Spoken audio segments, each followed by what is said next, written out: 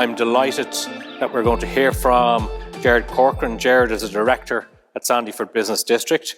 He has over 40 years' experience in information technology, communications and media industries, including nearly 20 years with EDS and AT Kearney and 10 years with Huawei. Gerard has travelled extensively and completed projects for leading operators in Europe, US and Asia Pacific. He has been responsible for developing industry-specific service offerings and value propositions in communications, entertainment and media industry sector, with recent focus on smart, sustainable cities and mobile operating systems. So I'll now hand you over to Gerard Corcoran, Director, Sandyford Business District, who will give us insights into rethinking humanity. James Arbin and Tony Seba of RethinkX published a landmark report called Rethinking Humanity about the 5 foundational sector disruptions of the 2020s. These sectors include mobility, energy, information technology, food, and materials. These are described in detail in the RethinkX reports on the Rethink website. What I'd like to do in this presentation is talk about some additional disruptions and meta trends which will affect businesses in the 2020s and how we can prepare for that, particularly in Ireland.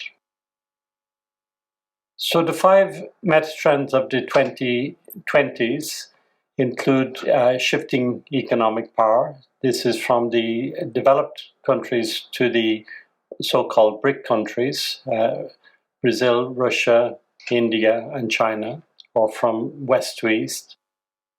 Climate change, which is the #1 topic in Europe at the moment, and the impact of climate change, as well as increased strain on world resources, including energy, food, metals and water. Technological breakthroughs, and this is the rapid advancement of technology, especially artificial intelligence and machine learning, and demographic and social changes. This is the aging population and what impact this will have on world economies.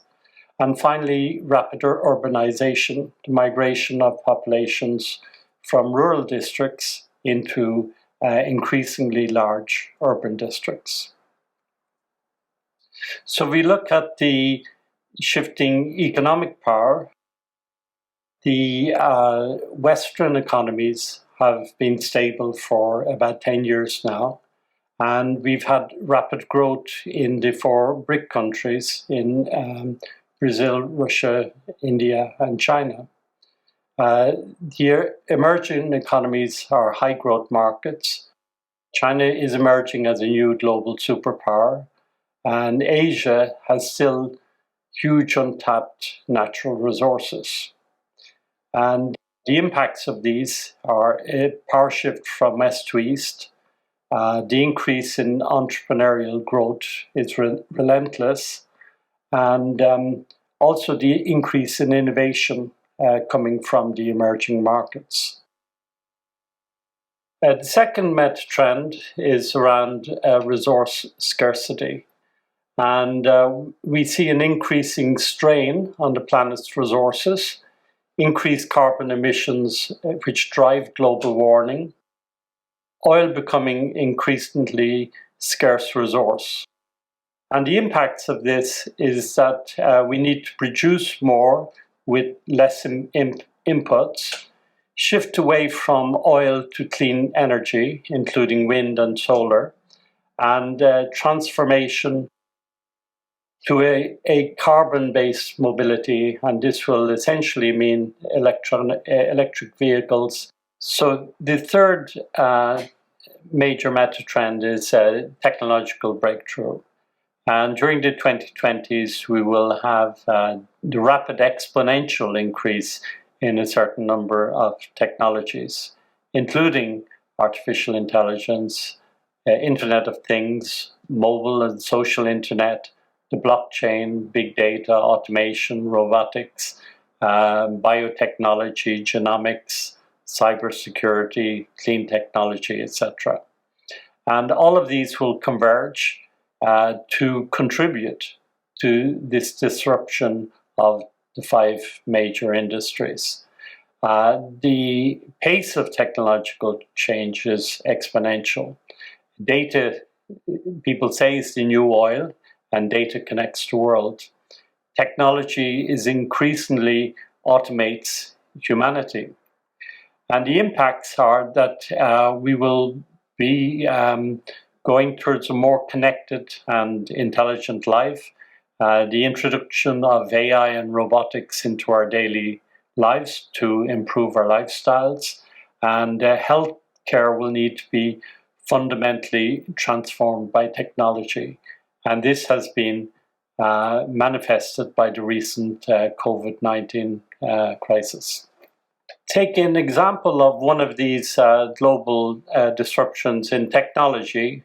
If we look at the broadband industry, so this year we have commercial deployments of 5G networks.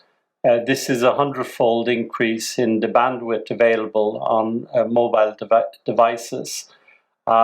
Testing began already in 2019, commercial deployment in 2020, and pretty much most of Europe will have completed commercial deployment by 2025. And this will have a major disruption in terms of availability of broadband. Another example in the broadband area is the deployment of low Earth orbit satellites. An example of this would be SpaceX Starlink constellation, where they plan nearly 12,000 satellites for deployment by 2024. And this would make gigabit type broadband services available to any point on the Earth. They're not just technological metatrends, but there are also major social changes. The global population will continue to grow. There will be more older people and fewer younger people, and probably more inequality, more migration, and more diversity. And the impacts of this will be the need for rethinking healthcare for aging populations, an increase in food demand and diverse preferences. And the concept of a nation becomes less meaningful as people are interconnected on a global basis. The final meta-trend is the rapid urbanization of cities. So we have a global migration to cities from rural areas into urban areas. There's a perception that life is better in cities, that people have an opportunity to make a better living. The growth of Asian and African megacities is particularly remarkable. For example, we have the Pearl River Delta urbanization in China, or the rapid growth of major African cities. The impacts are the development of new smart cities and new infrastructures, deployment of broadband infrastructure, deployment of IoT infrastructure, rethinking cities, rethinking healthcare, and security and public safety become a big issue. And some cities almost become more powerful than nations. And indeed, cities are leading the way in terms of renewable energy. There's a concept which was pioneered in Paris, which is the 15-minute city. The idea that all public services should be available within 15 minutes walking distance of a home. So you'd have libraries, you have shopping, you have retail, you have all of the major public services. The 15-minute city is an ambitious urban planning concept. It's focusing on community planning, the local economy, and the livability of a city. Creating a 15-minute city is about designing walkable communities in which people can live and access most of their daily needs within 15 minutes of active transport, for example, walking or cycling. Again, this has been pioneered in Paris. It has been adopted by Amsterdam, by Barcelona, and recently the Dublin Chamber of Commerce recommended this as an approach for the future development of Dublin. The author Kate Raworth recently published her paper or her book on donut economics, 7 Ways to Think Like a 21st Century Economist. And basically the premise was that the social foundation of a country's economics is very important. This is providing all of the basic needs of the citizen. And this is roughly based around the United Nations Sustainable Development Goals.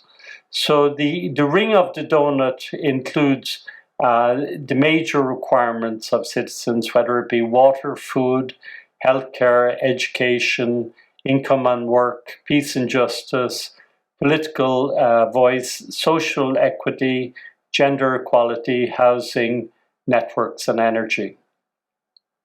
And on the outer ring of the donut is the ecological ceiling, or the use of our resources. And we can see that already many of these are in the red. That means we're using more resources than the earth can sustain. And this is mainly manifested in climate change. It's manifested in the increasing use of nitrogen, or the excessive use of nitrogen and phosphorus on land, in terms of land conservation and desertification, and also in biodiversity loss. So the main argument of Kate Raworth is that we should decrease all of the threats to the earth in terms of ecological ceiling, and we should provide the social foundation to provide the basic needs of people. This she is called donut economics. It has recently been adopted by certain cities such as Amsterdam and Copenhagen, and is increasingly being looked at closely as a future economic model. And we talked about the United Nations Sustainable Development Goals. These include reduction in poverty, zero hunger, good health and well-being, quality education, gender equality, clean water and sanitation, affordable and clean energy, decent work and economic growth, industry, innovation and infrastructure, reduced inequalities, sustainable cities and communities, responsible consumption and production, climate action, life below the water, life on land, peace and justice, and strong institutions, and partnership for the goals. These were the 10-year goals set by the United Nations. In many of these areas, substantial progress has been made. For example, the elimination of poverty, the reduction of hunger, and if we go back to the Rethinking Humanity series of reports, we can see that by the end of the 2020s, many of these sustainable development goals will have been met. And what is Europe doing about this? They've recently launched the EU Green Deal, which is of which Ireland is a contributor. This is a €1 trillion fund, and it is geared towards the transformation of the economy to a zero carbon economy. Different countries have different dates. Some are looking to 2050, some are looking to 2040. My feeling is that many of these changes will come quicker than expected, and that in certain economies, by the end of the 2020s, we will have achieved many of these goals. And finally, a recommendation to watch the latest video of David Attenborough. It's called A Life on This Planet. It outlines all of the major challenges which are facing Earth in terms of usage of Earth's resources and the elimination of biodiversity. And he ends it with a slightly optimistic note that there is a plan, there is a way of avoiding the catastrophe of climate change. And so this would be a recommendation to watch the film of David Attenborough. Thank you. Gerard Corcoran, Director, Sandyford Business District. Thank you very much for your contribution.